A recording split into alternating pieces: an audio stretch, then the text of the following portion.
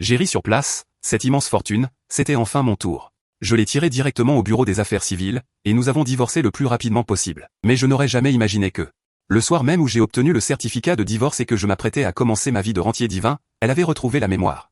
Et il semble qu'elle puisse entendre mes pensées. Qui êtes-vous? Sur le lit d'hôpital blanc. Ma femme nominale, la PDG glaciale aux centaines de milliards, Liu Ruiyan, me regardait avec le regard d'une inconnue qu'elle examinait. Elle avait un pansement autour de la tête, le teint pâle, mais cette froideur et cette distance gravée dans ses os n'avaient en rien diminué. Le médecin à côté de moi a repoussé ses lunettes avec une expression d'excuse. Monsieur Y, je suis désolé, Madame Liu a subi un choc à la tête, ce qui a entraîné une amnésie sélective. Elle a seulement oublié tout ce qui vous concerne. Je suis resté figé sur place, mon cœur a d'abord manqué un battement, puis une joie incontrôlable, comme une éruption volcanique, m'a instantanément envahi le crâne. Oublier seulement moi. Il y a de telles bonnes choses. J'avais transmigré dans ce roman masculin rafraîchissant, devenant ce gendre malheureux du même nom, depuis déjà 2 ans. Dans l'œuvre originale, le protagoniste masculin Y Xiao aimait profondément la PDG glaciale Liu Ruiyan, la flattait de toutes les manières possibles, mais était complètement humilié par Liu Ruiyan et ses amis et parents méprisants, pour finalement devenir un tremplin pour la contre-attaque du protagoniste.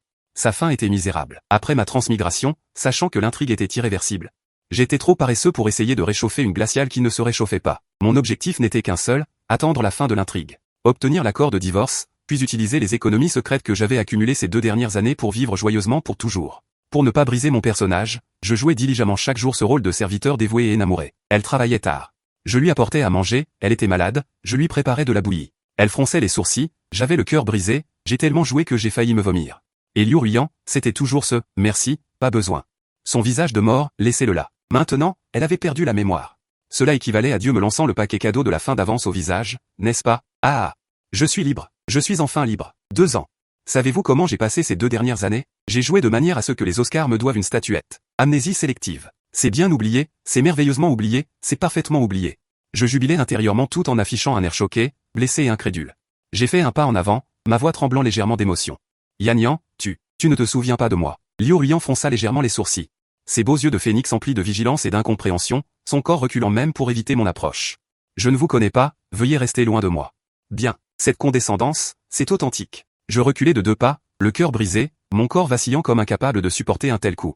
Le médecin à côté de moi m'a rapidement soutenu, Monsieur Y, ne vous énervez pas. L'état émotionnel de la patiente est également très important. J'ai pris une profonde inspiration et regardé Liu Ruiyan avec des yeux rougis. Chaque mot semblant être arraché de mes dents, Liu Ruiyan, puisque tu as oublié. Alors ce mariage n'a plus de raison d'être. Ma voix n'était pas forte. Mais elle a résonné clairement dans toute la chambre.